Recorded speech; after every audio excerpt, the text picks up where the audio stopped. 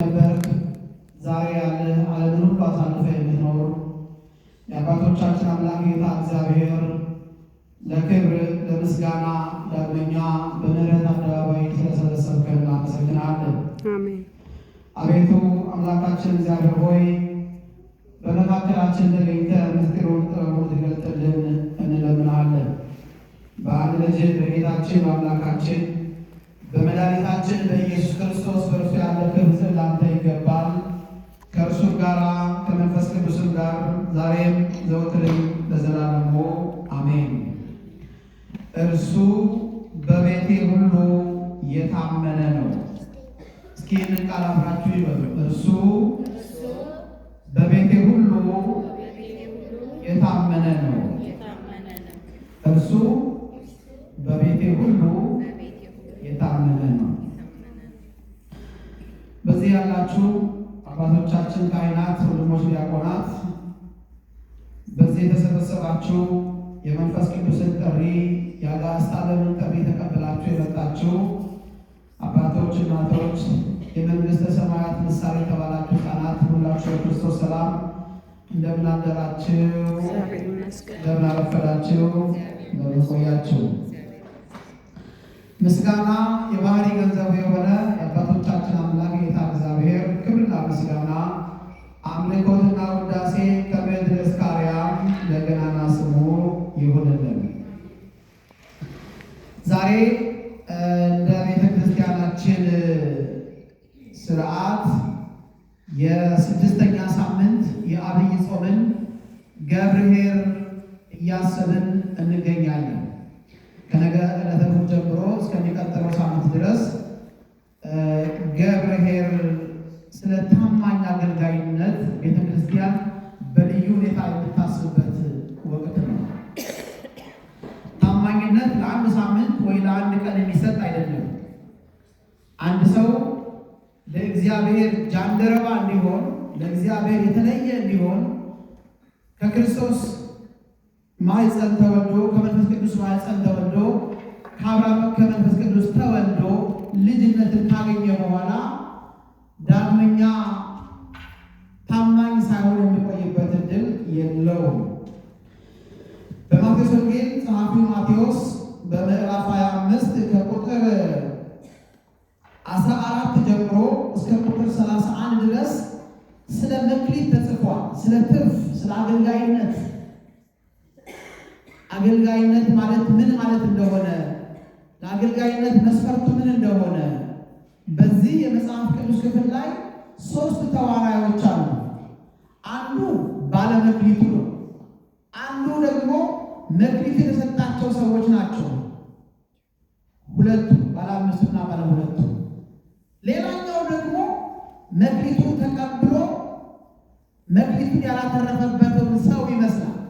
እነዚህ ሶስት ተዋናዮች በዚህ የመጽሐፍ ቅዱስ ክፍል ላይ በአገልጋይነት ታሪክ ውስጥ ተቀምጠዋል። ባለመክሊቱ መክሊትን ወሰደና ለአንዱ 5 ሰጠው፣ ለአንዱ 2 ሰጠው፣ ለአንዱ ደግሞ 1 ሰጠው ተብሎ ተጽፏል። ይሄ ታሪክ በዚህ የመጽሐፍ ቅዱስ ክፍል ላይ ሲጻፍ ያለ ምክንያት አይደለም። ዛሬም ከ2000 ዓመት በኋላ እኔና እናንተ ክርስቲያኖች ስለዚህ ታሪክ እያወራን ነው ያለ ነው። ለምን? ከታሪኩ ጀርባ የእኛ ታሪክ ስላለ ነው። የእያንዳንዳችንን በር ስለሚያንኳኳ ለእነዚህ ሰዎች እንደሚገባቸው ባለመክሊቱ ሰጥቷል። 5 ለሚገባው 2 አሳንሶ አልሰጠም፣ ወይም ከዚያ በላይ አብዝቶ 7 አልሰጠም። ለ2 ለሚገባው ጨምሮ አልሰጠም፣ አሳንሶም አልሰጠም። ለአንዱም እንደሚገባው ባለመክሊቱ አስቦ ሰጥቶታል። ባለመክሊቱ አስተዋይነቱን ተረድተናል። ባለመክሊቱ አለመስጠትም ይችላል። ለጋስ ነው፣ ቸር ነው፣ በልግስና ነው የሰጠው። ተቀባዮቹ ግን በሁለት ዘርፍ ተከፍለዋል። አንደኛው መክሊቱን በአግባቡ የተጠቀሙ ሰዎች ባለ 5ና ባለ 2። ሁለተኛው ደግሞ አንድ መክሊት ተቀብሎ ያችን መክሊት ቀብሮ ቆፍሮ ቀብሮ የባለ መክሊቱን ልግስና ዋጋ አሳጥቶ ተሳድቦና ተሳልቆ ባለ መክሊቱን የሚያዋርድ ዝቅ የሚያደርግ ሰውን ሰነፍ የጨረሰውን ይመስላል።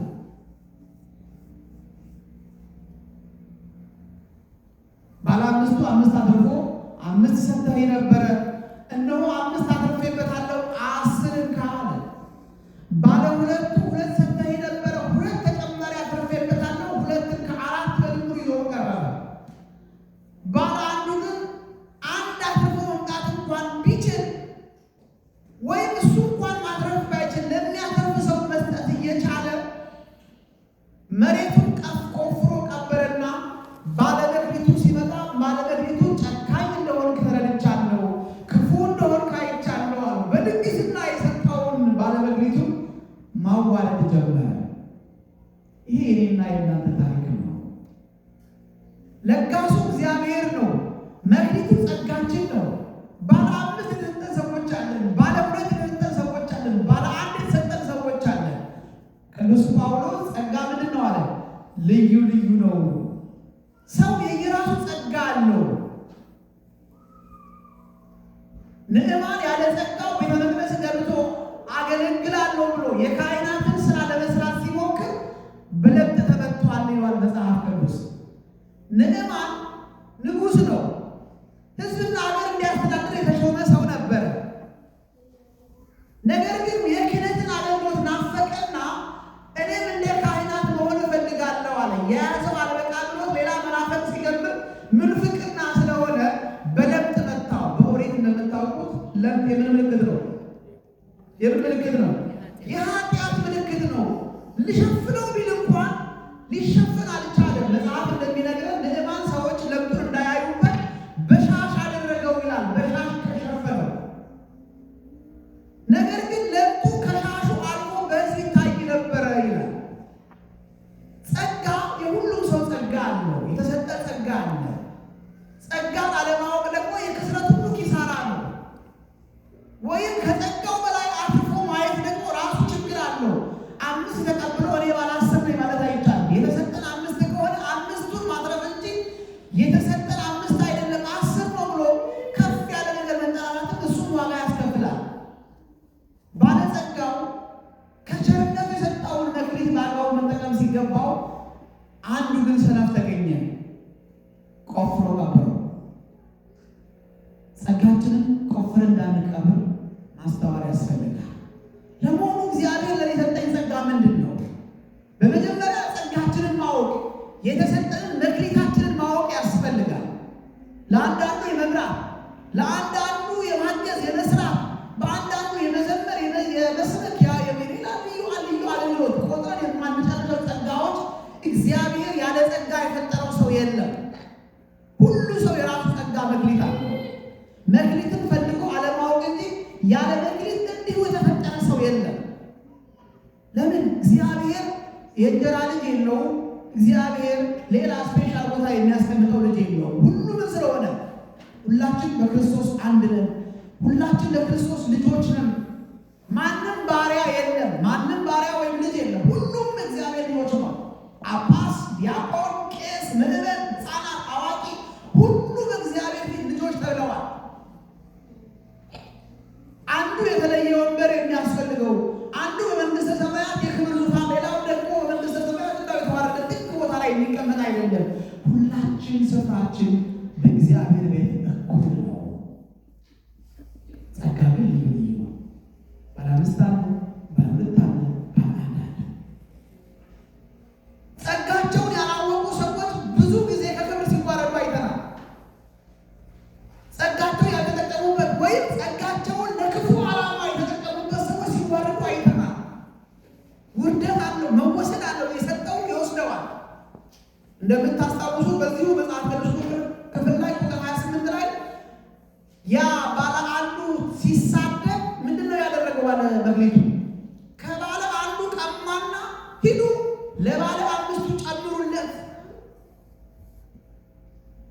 ላለው ይጨመርለታል፣ ለሌለው ግን ያ ያለው እንኳን ሳይቀር ይወሰድበታል ይላል። ጸጋችንን በአግባቡ መጠቀም ያስፈልጋል።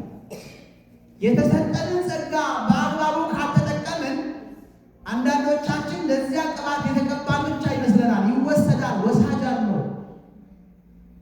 የተሰጠንን አገልግሎት በአግባቡ ካልተጠቀምን ይወሰዳል።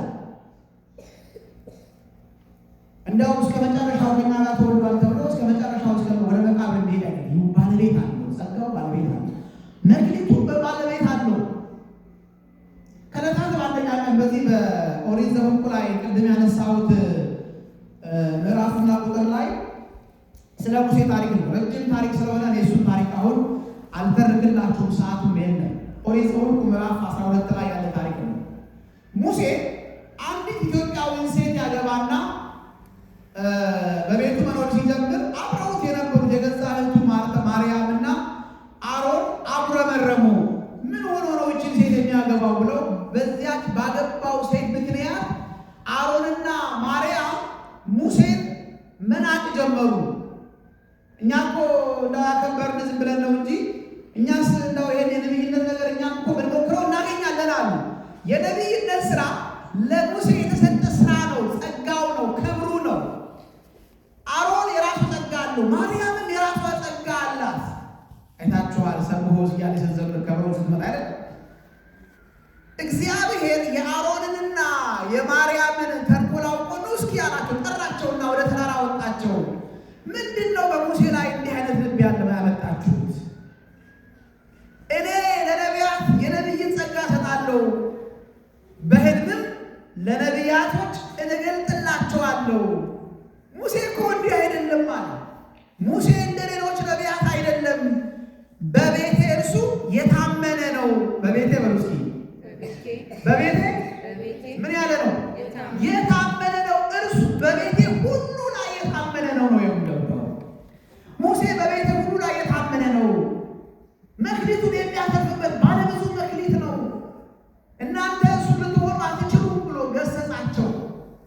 ማርያምና አሮንና ማርያም በሙሴ ላይ ያጉረመርሙ የነበረውን ማጉረምረም ራሱ እግዚአብሔር ጸጥ አደረጋቸው ይላል። ባለመክሊቶቹ ላይ ማጉረምረም እግዚአብሔር እንዲህ ያለውን ጸጥ ያስደርጋል እንጂ ማዘጋት አይቻልም። የሙሴን መክሊት ማንም ሊወስደው አይችልም። አሮን የገዛ ወንድሞቹ የገዛ እህቱ እንግዲህ እንደምታውቁት ማርያም እህቱ ናት፣ እህተ ሙሴ ማርያም። እሷ እንኳን ሳትቀር የራሷ የገዛ ወንድሟን ጸጋ ልትወስድ እኔስ ነቢይ አልሆንም ወይ ነቢይት አልሆንም ወይ እሱ ምን የተለየ ነገር ኖሮት ነው ብላ የወንድሟን ጸጋ ባለማወቅ የወንድሟን ጸጋ መናፈቋ ምንፍቅና ስለሆነ እግዚአብሔር ደግሞ ተቆጣ። እንደዚህ ነው እንዴ? ትክክል አይደለም። ምን አይደለም ማለት ትክክል አይደለም። ሙሴ እኮ እንደ ሌሎቹ በሕልምና በራእይ አይደለም፣ በግልጥ የሚያነጋግረኝ ነው አለ። ሙሴ እግዚአብሔር ጊዜ ያነጋግረው ታውቃላችሁ። እንደ ሙሴ እግዚአብሔርን በግልጥ ያነጋገረ አንድ እንኳን ነቢይ በምድር ላይ የለም። አንድ እንኳን ከ570 ጊዜ በላይ እግዚአብሔርና ሙሴ ፊት ለፊት ተነጋግረዋል። ይሄ መጽሐፍ ይመሰክራል። የወንድማቸውን ጸጋ የሙሴን ጸጋ ከማክበር ይልቅ ራሳቸው ተመኙት። በመመኘት የሚገኝ ጸጋ የለም። ሁሉ ሰው የራሱ ጸጋ አለው። ጸጋውን ማክበር ደግሞ ተገቢ ነው። ዛሬ ታማኝነት ነው። ሙሴ በቤቱ የታመነ ነው። እግዚአብሔርን ለማገልገል የታመነ ነው። ጸጋውን በአግባቡ በእምነት ልናገለግልበት ይገባል።